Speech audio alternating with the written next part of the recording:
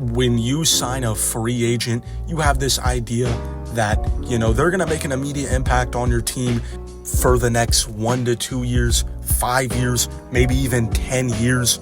But it seems like year after year, there's always that one player that just doesn't live up to that expectation.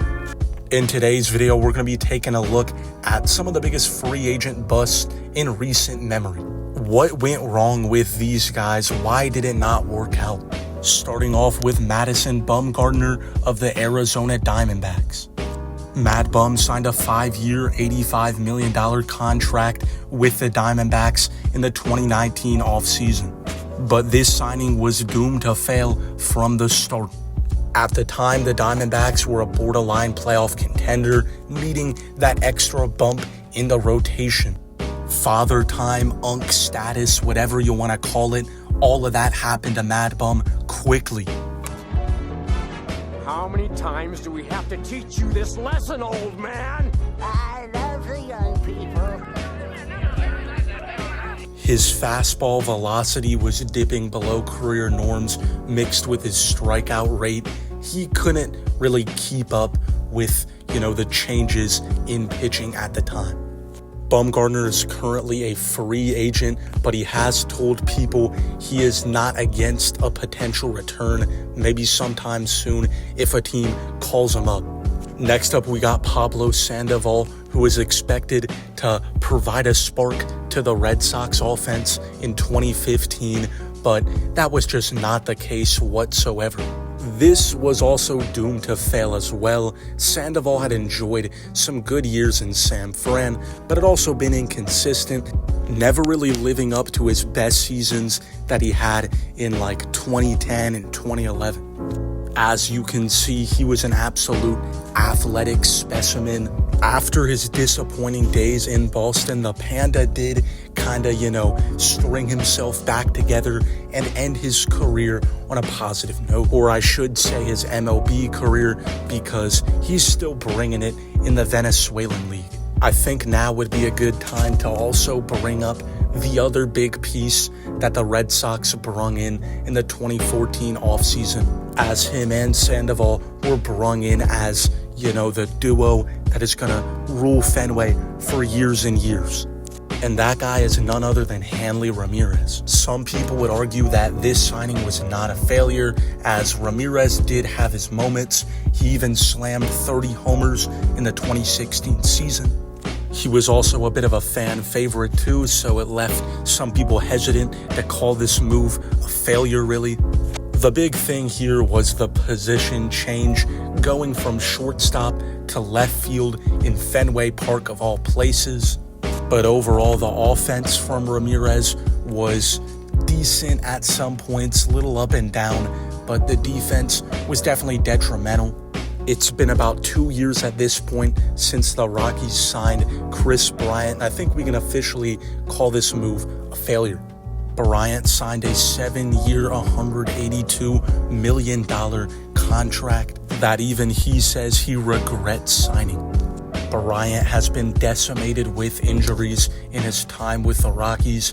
He only has 17 home runs. Kind of just a sad situation there. I think every MLB fan just wants to see Kris Bryant make sort of a late career resurgence, just to give the Rockies fans something and to make this contract not look as bad. But I don't think it really can get worse than the Anthony Rendon contract. Signing for 7 years, $245 million, fresh off a World Series with the Nationals. The Angels were trying to build something and let Trout and Ohtani's careers not get wasted. His best season so far with the Angels was the shortened 2020 COVID season, so I think that tells you a lot.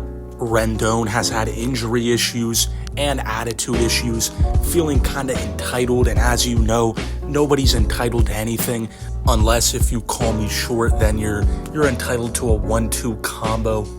The likelihood for a career resurgence from Rendon is very unlikely, but at least he got his money, $245 million. That is insane.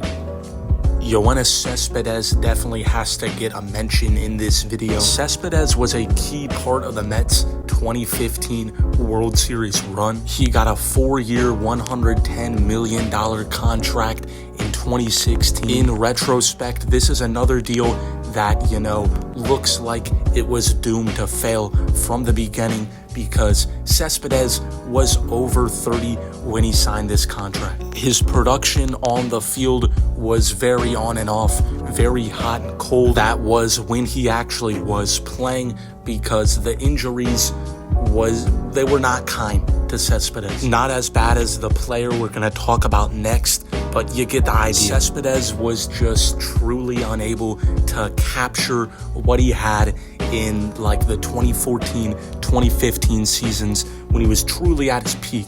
Lastly, we gotta talk about one of the most hyped up prospects of all time, as in Steven Strasburg. At the time, this was not a bad decision by any means by the Nationals. Between 2016 to 2019, Strasburg was on a dominant run with multiple All-Star nods and a World Series as well. 7 years, $245 million wasn't even that crazy for how good he was doing at the time.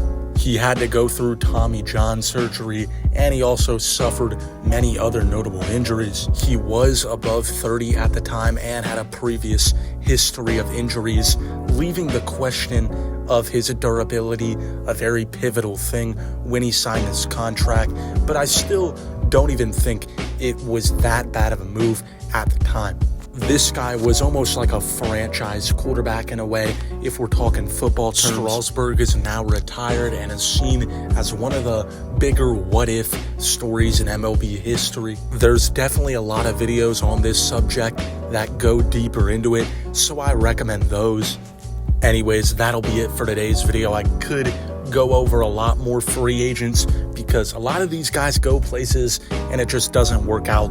I didn't even talk about Chris Davis in this video. I definitely should have talked about him, but you guys know I like to keep these videos short, so maybe I might make a part 2. Tell me in the comments below if I should, but see you. My dog tells you to subscribe, so you're pretty much obligated to.